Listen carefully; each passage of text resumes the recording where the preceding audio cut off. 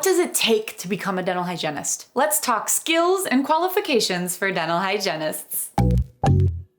Hi, my name is Whitney and I'm a dental hygienist, and really quick before we get into it, if you want to learn even more about becoming a dental hygienist, I have a free RDH video checklist on how to become an RDH, whether you are in high school, college, or even if you're a new RDH grad. No matter where you are on your RDH journey, I'll link below my free RDH video checklist for you to learn everything there is about this amazing dental hygiene career. And now let's talk about 15 physical skills and characteristics you will need as a dental hygienist. Number 1, you will need to be caring. You need to truly care about people. It's not just about their teeth. You are caring for them as a person. You are caring for the whole package of a person, not just their mouth. Number 2, empathy. Very similar to caring, but even deeper, right? Have you ever had a doctor or a nurse who was not empathetic? You went in for an illness and they didn't seem to care. They treated you like a number. It didn't feel good, right? So bedside manner and empathy is super important in the quality of your care. Number 3, organized. And it's okay if you tend to have a desk or bedroom that's cluttered, as long as you can stay organized at work. There are dozens of different instruments and supplies you'll be using each day, and it's important that they're consistently stored in the same place and with the same organization system as other team members use, of course, depending on your office's situation. And additionally, you'll need to be organized when it comes to maintaining your licensure and annual continuing education credentials once you've graduated. And don't worry if this doesn't come to you naturally, you can totally work on it and improve any and all of these skills on the list. And having said that, next up, number 4, communication. One of the most important skills for dental hygienists is great communication. You'll need to know how to communicate conditions, oral hygiene instructions, and care plan recommendations to your patients in an easy to understand manner. And side note, lots of people tend to think hygienists are chatty Cathys because of the reputation we have for talking to patients with our hands in their mouths. Sure, some of us are pretty talkative and outgoing. However, others are more reserved and introverted, and that is completely okay.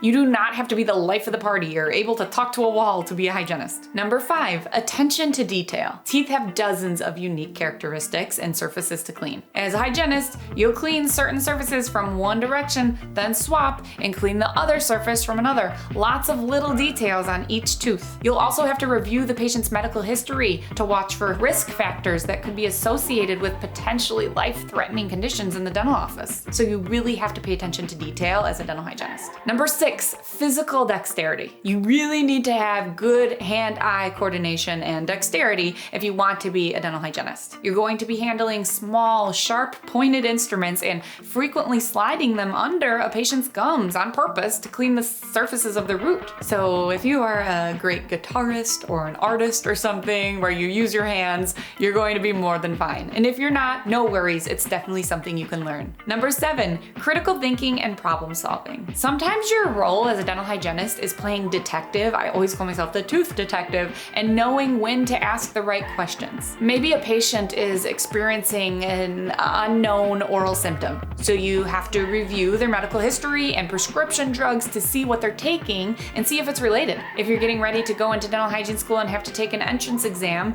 there's a good chance that there will be a section on critical thinking skills. Compassion. This kinda relates to caring and empathy that we talked about earlier, but I thought I'd bring up this idea again because I want to reiterate that you can learn how to be compassionate if you don't feel like you are. This is very important to have as a dental hygienist because a lot of people go into the dentist with full-blown anxiety, or they feel embarrassed whenever they go into a dentist's office. The last thing they need is someone to judge or talk down to them. Being compassionate is what will get you a long way when it comes to connecting with your patients and helping them better understand their oral health. I really treat every single patient like I would want to be treated because that's what it's all about, right? Number 9, professionalism. A professional work ethic is a must for anyone in healthcare. Don't overshare, don't ask personal questions that make the patient feel uncomfortable, don't post inappropriate things about patients on social media, aka don't post anything about your patients ever unless they sign a consent form. You need to practice 100% patient confidentiality, maintaining high standards of care, and yes,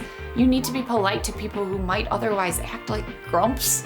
even if you don't want to be around them. If a patient is nervous about being at the dentist, sometimes they change their whole personality because of their anxiety. So never judge if a person is acting stressed out. And on a more superficial note, professionalism also means you're well groomed, have good hygiene, and follow any dress codes related to your role. Number 10, multitasking. Being a great multitasker will make you an even more efficient dental hygienist. You'll be doing things like scheduling appointments as you write up notes, probing quickly, and getting x-rays before the dentist steps in so they can review them, having the right instruments on hand for unique tooth surfaces that are harder to clean than others, and knowing where things are if you need to grab them quickly. So you're not really doing two things at once. Sometimes, while you're chatting with your patient while cleaning their teeth, but you don't have to do that. Oftentimes, I'm just silently scaling away. But what you need is to always be thinking ahead and anticipating what you're doing next before you even get to it. Number 11, technical aptitude. Are you pretty tech savvy? Most dental offices use practice management software and digital imaging programs to chart patient records,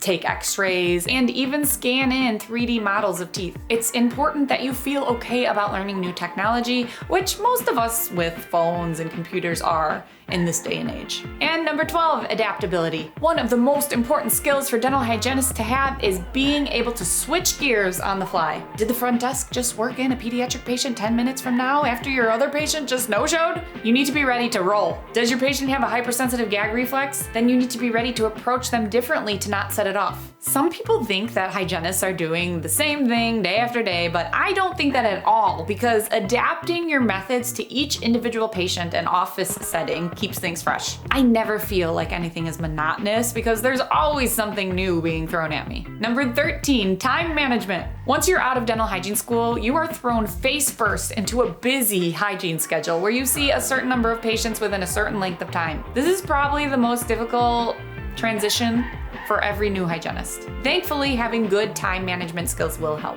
When you're able to know how long it takes you to perform a certain task, when you're great at thinking ahead and staying on schedule best you can, you'll do just fine. And practice really does make perfect with this. It'll come over time, don't get stressed at the beginning. Number 14, teamwork. Even though hygienists mostly work solo in their own clinical room, they still have to be great team players. You will be sharing tasks, floating between areas of the office, and collaborating with the dentist, assistants, and any other hygienists on your team. You cannot have a me mentality if you want to be a great hygienist. Number 15, continuous learning. Guess what? Once you're out of dental hygiene school, you'll still continue to learn. Dental advancements and dental hygiene techniques are always evolving, so it's important that you stay updated with the latest trends and research. Most dental hygienists get their annual continuing education credits or professional development completed in person conferences, training classes, or online seminars at your home from your own computer. Every state requires licensed hygienists to have so many training hours to maintain their licensure, so you'll need to keep track of your classes and make sure you're up to date with all of the requirements to renew your license in your state. So in all, if you love the idea of working with people, you're compassionate, you're a good listener, and you're great with your hands, then chances are you'll make an excellent dental hygienist. And if you're watching this, I am confident that you are already going to be an awesome dental hygienist because you cared enough to watch this video to find out if you were. You know you can do anything you set your mind to. So if you want to be a dental hygienist, you can be a dental hygienist. And having said that, I'd like to remind you once more about my free RDH video checklist. I made this video checklist for you because I get lots of questions in the comments of my videos and messages asking me how to become a dental hygienist. So whether you are in high school, college, whatnot, if you are interested in learning everything there is about the RDH career, be sure to click the link below. I hope this video helped you. Please like and subscribe and turn on your notifications if it did. And if you want more teeth talk, you can visit my website, teethtalkgirl.com, and hang out with me on Instagram @teethtalkgirl. Peace, love, and teeth.